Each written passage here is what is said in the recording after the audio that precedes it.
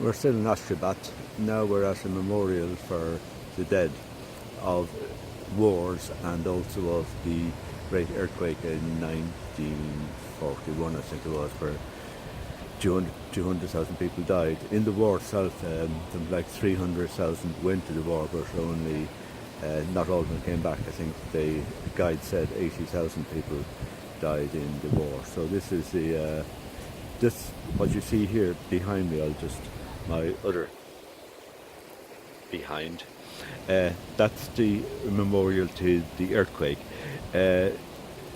Mythology has it that the earth is balanced on the horns of the bull, and when the bull is angry at the behaviour of the people on the earth, or when the bull gets very, very old and very tired, he shakes his head, and as the earth is just poised, very, very, very delicately poised on the horns of the bull, when the bull shakes his head, the earth shakes, and that's the cause of an earthquake.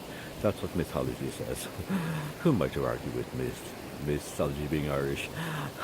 At the back you will see the engravings and the statues and for the fallen in the war. Not just the Second World War, but also the counter-revolution in the Soviet Union and the fight, even indeed the fight against the Russians before the formation of the Soviet Union. There were wars against the Russians themselves. So it's quite an impressive place. The guide said that a lot of the statues here were located in the centre of Ashgabat.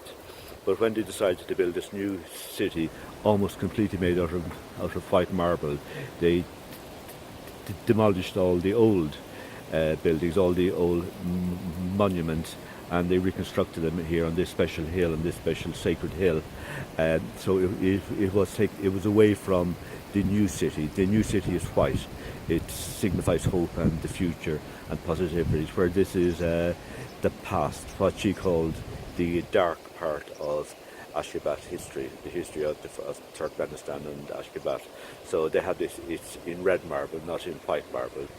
So the red marble, it signifies the darker side, the more painful side, and it's completely apart from the white marble. So just one more thing I want to show you, if I can make out which is my front, which is my back.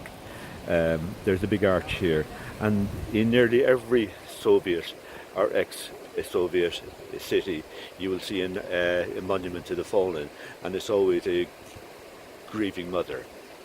And this is a monument to the grieving mother, who is probably the first person who mourns the fallen soldiers, who are young boys, mainly. So, and there's two soldiers on her side who respect the grief of the fallen mother, and of course the grief of the whole nation after young men dying.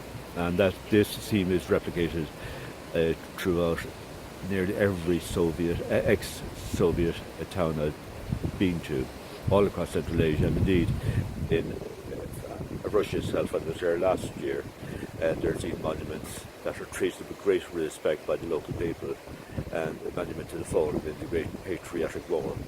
So that's it, possums, or later.